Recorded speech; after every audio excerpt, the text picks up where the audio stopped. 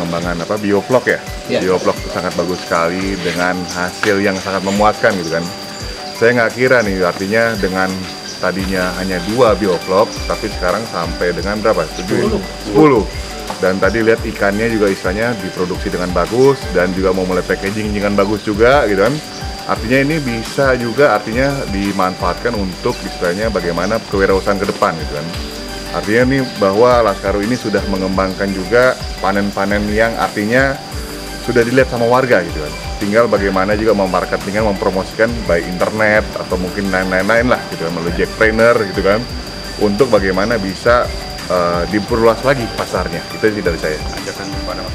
Ajakan kepada masyarakat saya juga sering menyampaikan juga bahwa yang pertama, ketika kita mungkin ingin menciptakan namanya circular economy, harus juga kita ada semangat gitu kan, untuk istilahnya bagaimana kita menciptakan kewirausahaan di wilayah-wilayah, di wilayah RW maupun di wilayah RT gitu kan. Karena hal ini untuk menambah kas RW. Jangan sekali-kali kita juga bingung nih mau bikin kegiatan ini tapi bingung kita mau ngapain, ya kan? Buat proposal atau yang lain-lain gitu kan. Kalau misalnya seperti ini tiap RW gitu kan, dia punya bisa produksi sendiri, saya rasa sendiri. Ada income sendiri, selesai permasalahan mungkin kegiatan-kegiatan RW baik dalam hal apapun gitu kan. Itu dari saya. Jadi saya harap misalnya mari mengajak seluruh masyarakat, baik tokoh RW, RT, gitu, kembangkan hal-hal seperti ini yang positif itu ke masyarakat kan. Kita menginginkan juga bahwa masyarakat harus berjiwa entrepreneur ke depannya. Baik. Itu yang paling bagus. Ya, itu aja sih.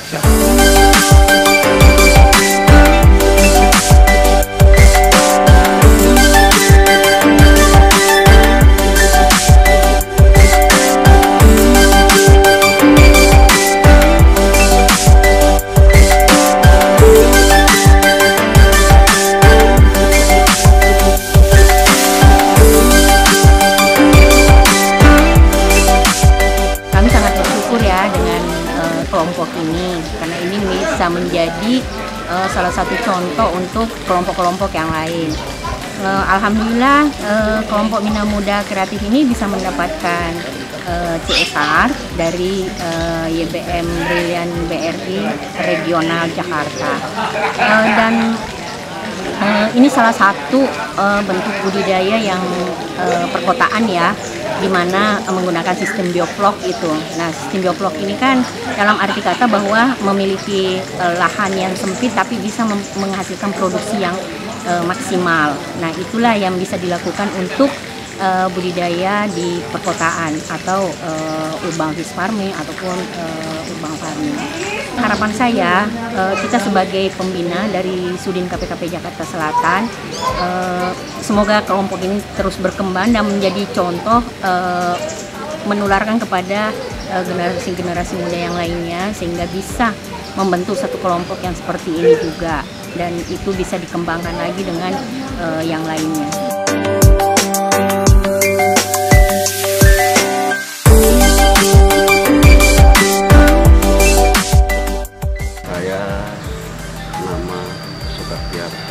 Ketua RW 02 Kelurahan Cipetet. Dalam hal ini tanggapan terkait adanya kegiatan di Laskarus ini yang sifatnya sangat positif, karena dalam kegiatan ini sangat bermanfaat sekali khususnya untuk lingkungan RW 02, karena di dalamnya itu terdapat kegiatan yang mendukung atau menunjang untuk kesejahteraan khususnya untuk warga Laskarus sendiri, dan juga bisa untuk menopang daripada kebutuhan akan gizi khususnya di lingkungan RW 02 dengan adanya penanaman bibit ikan, kemudian kegiatan-kegiatan yang lain. Itu kalau menurut saya sangat positif sekali terkait ada ini. Ke depan, karena ini berkaitan dengan program yang ada di lingkungan RW 02, yaitu rencana program Proklim yang ada di lingkungan RW 02 ini, salah satu item daripada kegiatan Proklim itu adalah yaitu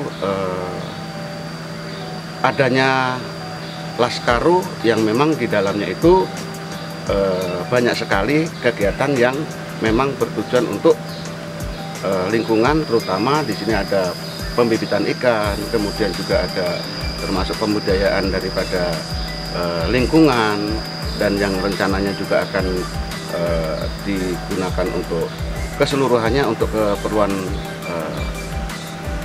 anggota terutama, dan juga nanti bisa menopang untuk keperluan warga yang memang membutuhkan akan gizi.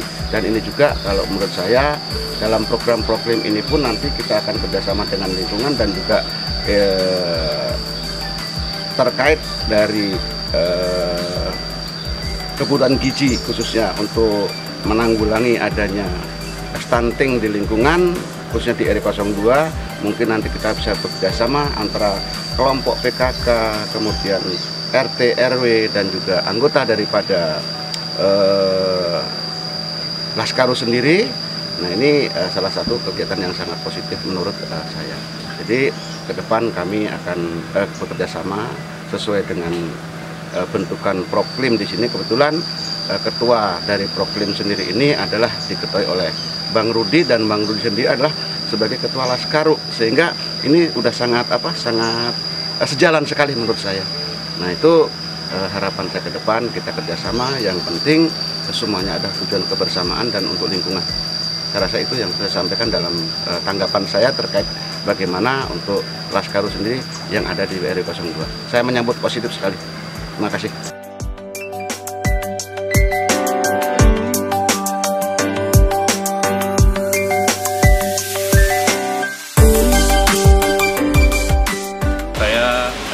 Dari Laskaru menyampaikan bahwa Laskaru adalah suatu organisasi penggiat lingkungan yang mana semua kegiatannya berorientasi kepada pelestarian lingkungan untuk masa depan generasi yang akan berikutnya, memastikan bahwa lingkungan dalam kondisi baik-baik saja.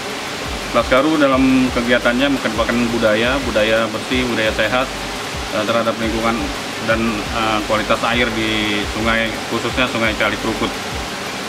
Di Laskaru itu ada badan usaha milik Laskaru yang salah satunya adalah budidaya ikan.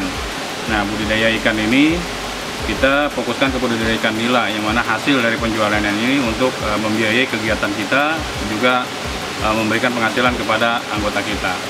Selain budidaya ikan, kita berfokus pada ketahanan pangan. Dalam membantu program pemerintah juga kita melakukan budidaya maggot. Nah, budidaya maggot ini adalah salah satu bukti kepedulian kita kepada masyarakat, khususnya pemerintah juga, dalam mengurangi sampah, khususnya sampah organik. Karena sampah organik itu kita berikan kepada maggot untuk pertumbuhan maggot yang akan kita berikan kepada pakan ikan sebagai pakan alternatif dan penuh protein kepada ikan-ikan yang ada di sini. Alhamdulillah saat ini kita sudah membantu mengurangi volume sampah khususnya organik setiap bulannya kurang lebih 600 kilo. Mudah-mudahan kedepannya kita bisa memberikan kontribusi kepada pemerintah, khususnya kepada anggota kami juga, kepada masyarakat di lingkungan Cipedak. Itu aja. Terima kasih. Assalamualaikum warahmatullahi wabarakatuh.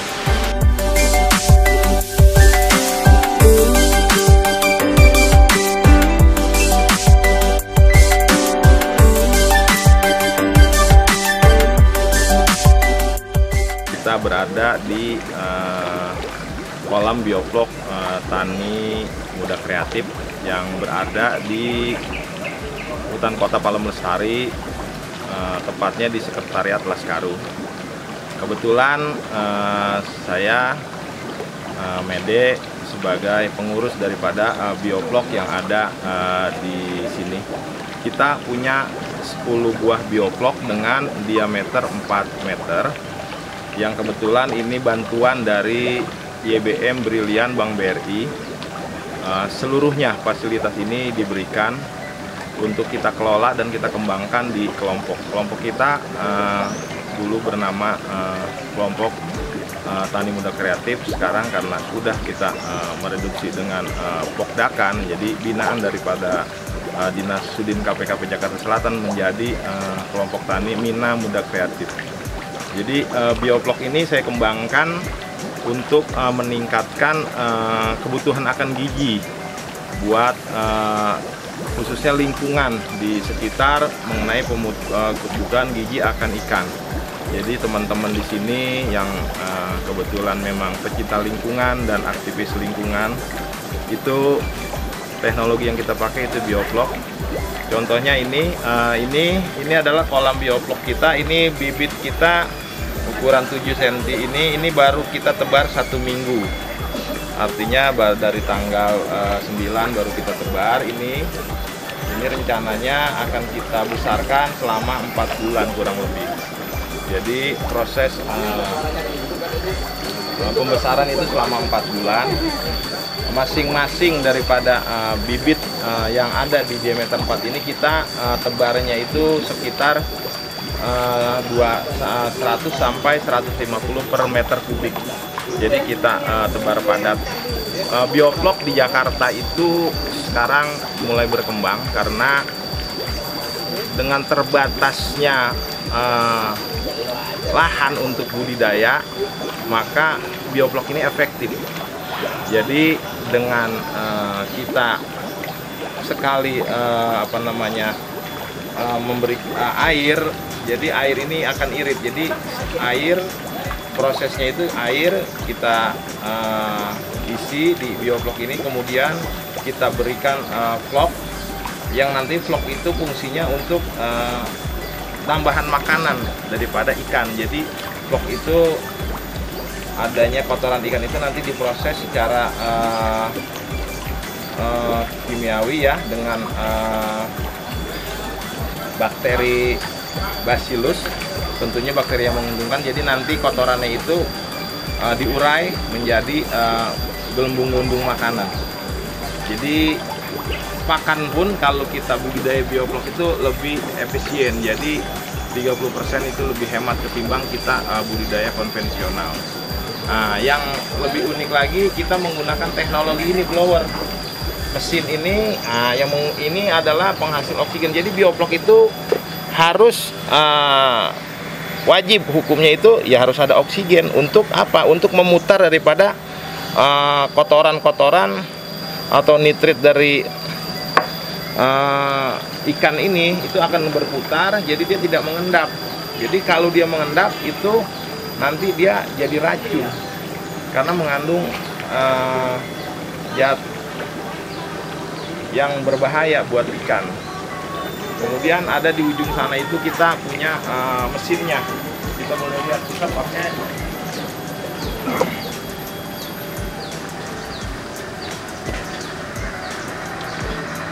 ini kita mesinnya ini kita pakai super charge. Mesin kita. Nah, ini super charge.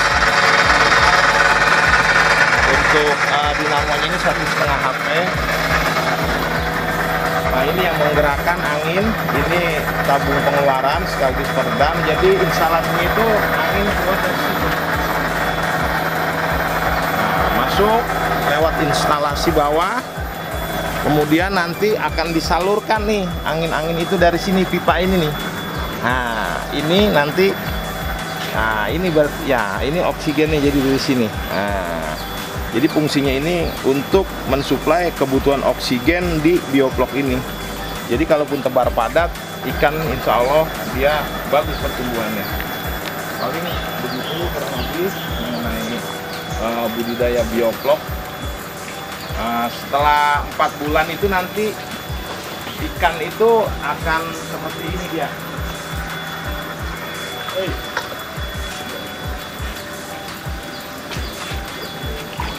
Nah, ini ikan yang sudah 4 bulan lebih kita tebar. Nah, ini dia. Nah, ini udah siap panen ini. Ini ukurannya itu di ukuran 1,3 kg, 1,4 kg, 1,5 kg, 1,6 kg kita paling kecil. Nah, size-nya kita sampai 1,6 kg. Jenis ikannya apa, Pak? Ini nila merah Bangkok jenisnya. Nila merah Bangkok ini monosek.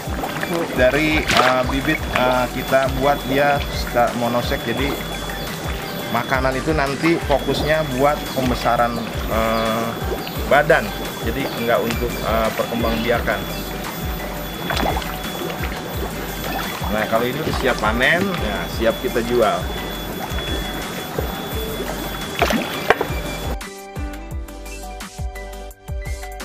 Terima kasih sudah bisa kunjung melihat-lihat kolam kita di kolam bioblok yang ada di wilayah Cipedak Jagakarsa, tepatnya di Hutan Kota Palem Lestari, Sekretariat Laskaru.